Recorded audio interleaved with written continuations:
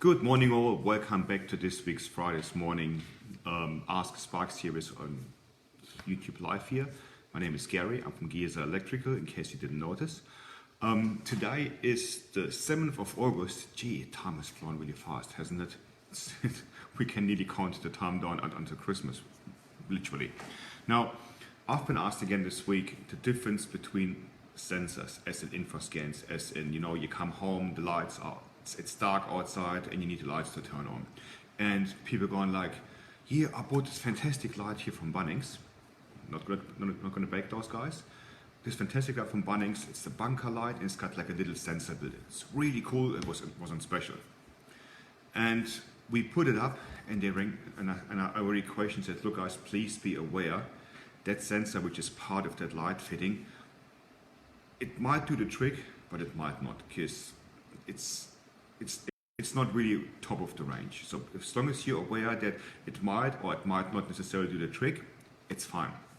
The reason I did say that was that sensor light was sitting at the front porch and it was literally just next to the door, which meant as the people came into the driveway, a couple of bushes in between, it was interrupted. It couldn't get them there. There was no field of view for the sensor for the lights to actually turn on. And fair enough, people rang me like a few days later and said, hi Gary, it's not really what we want. We were hoping for it, but it doesn't really do the trick. What can we do? Okay, now here's the difference in sensors and sensors. The ones we normally use are either the Clipsal infrascan or the Haiger infrascan. They're both fantastic sensors, they both serve their purpose. Now, main differences between these two is basically the Clipsal has a 110 degree range. So 110 degrees where it can basically field of view and grab somebody.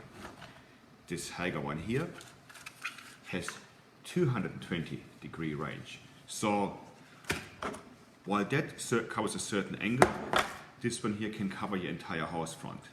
Saying that, it also goes completely out to the straight. So this one here might get nuisance turning on the lights from cars on the street or from people walking past the walkway, while this one there can only get a certain field of view.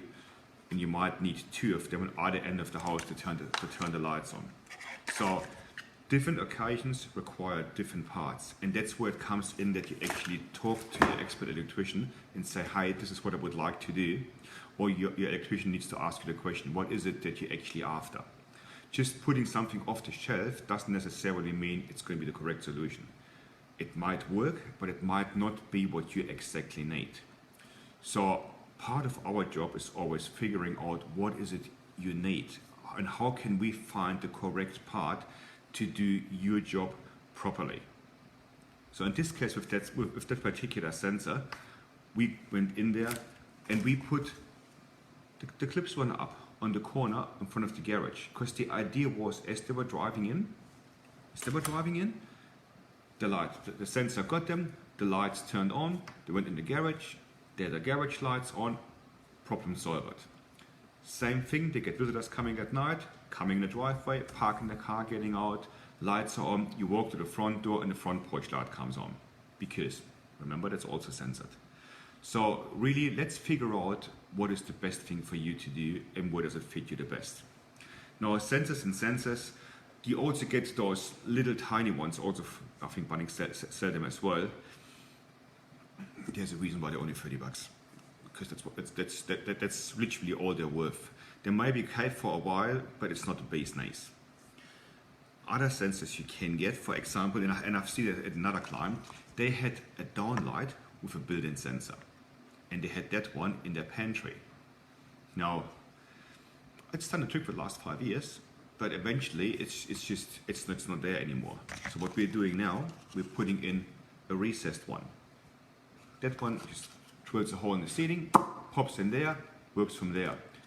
And similar to the other sensors, it's got a number of adjustments, as in how dark does it have to be and how long will the light stay on for.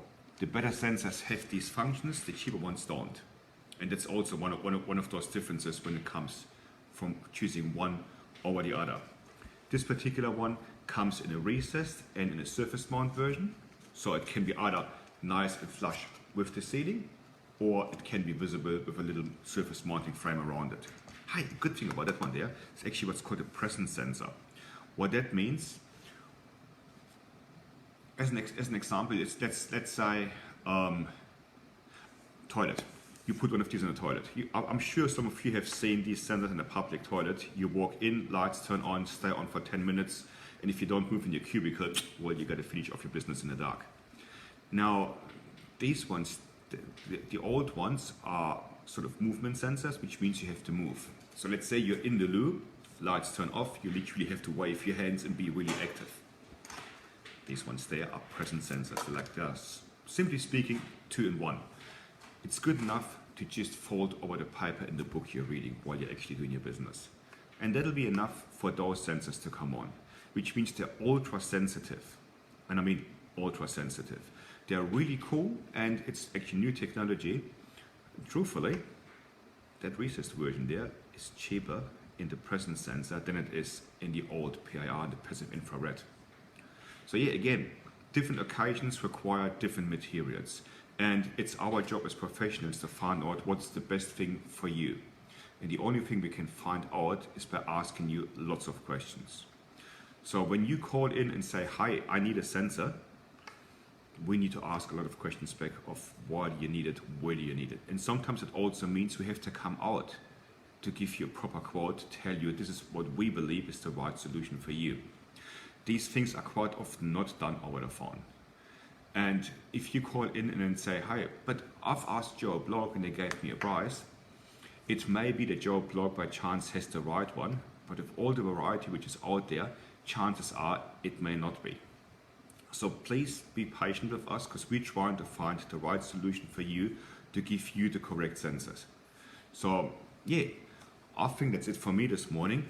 I would love to get your input, guys. If you could please send me a few messages about things you'd like me to talk about, things you'd like me to explain, that'll be really cool, and it's going to make my life easier to explain to you and how we can assist you best. That's it for me this morning. You guys have a fantastic weekend. Stay warm. It's going to be freezing today. Stay warm, stay dry, stay inside if you can. Well, and enjoy the weekend. Bye.